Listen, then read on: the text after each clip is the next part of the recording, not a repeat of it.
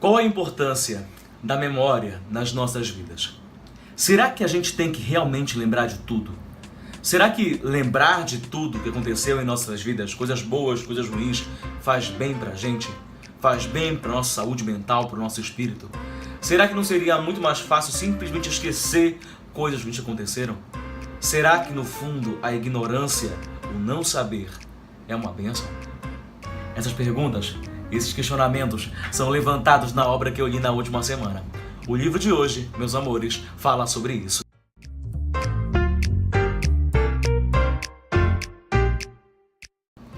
Queridos, então eu estou falando sobre o maravilhoso, sobre o incrível, sobre o único e que experiência foi essa leitura. Eu estou falando do Gigante Enterrado, do Kazuo Ishiguro, o livro que deu a esse autor o Prêmio Nobel de Literatura. Como vocês sabem, o autor não ganha por um livro o Prêmio Nobel, é pela obra inteira, mas foi esse livro que decidiu, que deu o veredito para esse ganhador do Prêmio Nobel de 2017. Nesse livro, com essa edição linda da Companhia das Letras, eu tive uma das experiências mais únicas do meu ano. Eu já tinha pegado um livro do Kazuo Ishiguro que chama Não Me Abandone Jamais. Só que eu não consegui passar da página 10, eu acho que eu falei num vídeo aqui no canal isso também. Eu não consegui passar da página 10 de tão chato que era o livro. E falando com o meu livreiro lá na Fox, ele me disse que era assim mesmo, que a experiência de ler o Kazuo Ishiguro era ter a sensação de que você lia sempre um autor diferente a cada livro, a cada obra, e ele me indicou começar por esse livro. Cara, não poderia ter sido uma indicação melhor. Esse livro foi uma puta experiência que eu tive, foi um rebuliço, como é a palavra que eu sempre uso quando um livro é muito bom, foi um rebuliço, e com certeza essa foi uma das minhas melhores leituras desse ano. Eu tive que parar um pouco quando terminei de ler o livro para eu entender esse final, sabe? E se eu vou deixar um spoilerzinho no final e vou avisar quando eu for dar esse spoiler, tá? Então vamos lá, meus amores. Esse livro conta a história, em suma, de um casal de idosos, o Axel e a Beatrice, que moram na Grã-Bretanha. Numa Grã-Bretanha arrasada pela guerra entre bretões e saxões, pós-queda do rei Arthur. Quando cai o rei Arthur, pra quem não sabe, a paz que foi selada naquela região por esse rei, ela acaba também. Bom, esse casal de idosos, eles vivem uma vida normal, muito simples, moram numa aldeia, e naquela aldeia eles são menosprezados às vezes, mas conseguem, apesar da idade, cumprir com as suas tarefas diárias. Então eles plantam, eles colhem, eles cuidam do gado. Só que aí, os dois, que se trata com muita cordialidade, é um casal apaixonante, eles lembram um dia, sorrateiramente, que eles têm um filho, mas como é aquele filho? Meus amores, essa é a história de um casal de idosos que sai da sua aldeia natal, simples, atrás de um filho perdido, determinados em encontrar esse filho que foi perdido. Só que a grande questão do livro é porque existe no lugar, naquele ambiente, naquela região, existe uma névoa. E essa névoa, como a Beatrice, que é a nossa idosa principal do filme, do livro, aliás, chama, é uma névoa do esquecimento. Ela causa esquecimento. Então, por exemplo, o nosso casal protagonista, eles estão juntos, mas não conseguem lembrar da vida que tiveram. Não conseguem lembrar das escolhas que fizeram. Não conseguem se lembrar do que viveram juntos. Eles sabem que estão juntos, sabem que estão casados, mas não conseguem lembrar nada além disso. Então eles têm que correr contra o tempo numa busca implacável para encontrar esse filho antes que eles esqueçam como é o rosto do filho. E no meio do caminho eles se deparam com muitas reviravoltas. E cara, esse livro se torna um livro de aventura, um livro de fantasia, um livro que fala de amor, um livro que fala de vida, um livro que fala de morte, só trazendo esse entendimento de pais idosos buscando um filho perdido, determinados em encontrar aquele filho perdido, vencendo o envelhecimento, vencendo o cansaço, vencendo obstáculos e vencendo o próprio esquecimento. Então, no meio do caminho, por exemplo, eles encontram um outro cavaleiro que tem uma missão por lá, e esse cavaleiro se junta a eles, assim como um menino que teoricamente foi mordido por um ogro e também se junta a esse grupo nessa busca. E mais lá na frente encontram um outro cavaleiro que tem uma participação enorme nessa história. Eu diria a vocês que os personagens desse livro, na minha opinião, eles são todos eles estão lidando com traumas, com feridas do passado. Então, esse livro fala, além de tudo, além de esquecimento, ele fala sobre se perdoar. Ele fala sobre perdoar nossas escolhas, sobre entender por que elas foram feitas, e ao mesmo tempo, ele traz à tona com muita docilidade, com muita delicadeza, com muito afeto, o envelhecimento.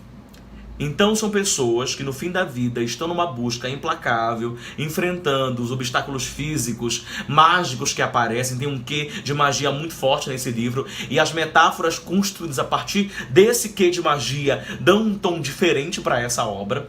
Elas estão buscando se entender, se compreender no mundo.